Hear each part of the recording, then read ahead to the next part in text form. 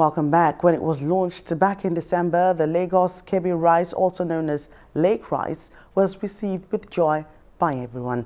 The residents of Lagos State then besieged the various sales centers across the state to buy the product, which was made affordable, especially at a time when food items became expensive.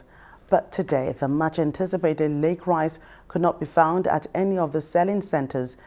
Here's the update on the project and the strategy being designed by the state government to make the commodity available. Lake Rice was made available at cheaper rates to residents at 15 designated sales centers across the 3 senatorial districts in Lagos State, a day after its launch last December.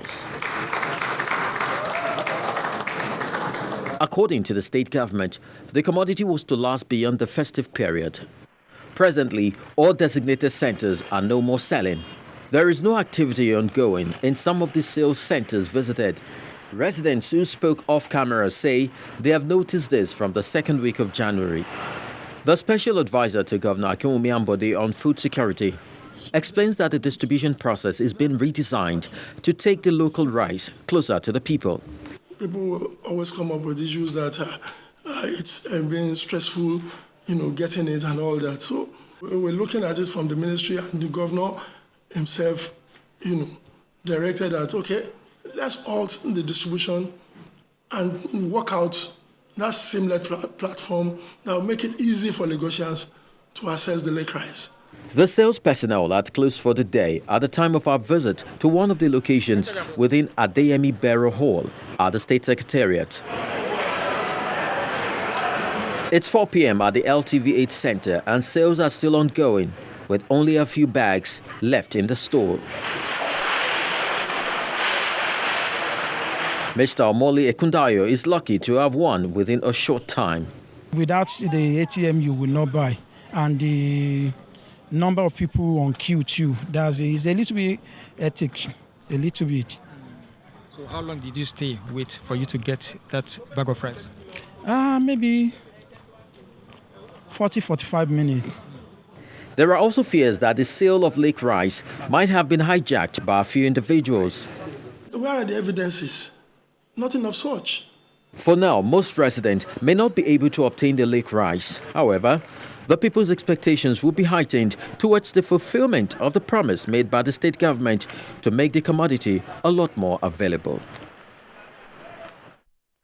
A 16-year-old girl has been killed while 2 others, including the coach of a community football team, have been severely injured after a heavy rain destroyed 2 telecom masts, billboards and some roofs in Ikokumal 1, a community in River State. The acting managing director of the River State Signage and Advertising Agency, Chukwudi Dimpa, told Channels Television that the state government is currently conducting an integrity test on poles and billboards.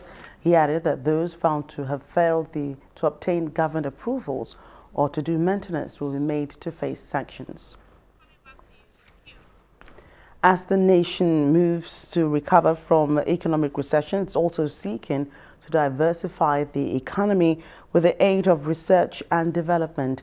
Now, this is coming from the Minister of Science and Technology, Dr. Ogbonnaya Onu, who was speaking at a World Press Conference at the Ministry in Abuja. Whether it's government buildings built by foreign contractors with foreign materials or government vehicles built abroad and consumed for local use, there is a culture of procurement undermining local production in Nigeria, a phenomenon which the Ministry of Science and Technology says will change with an increased focus on local research and innovation.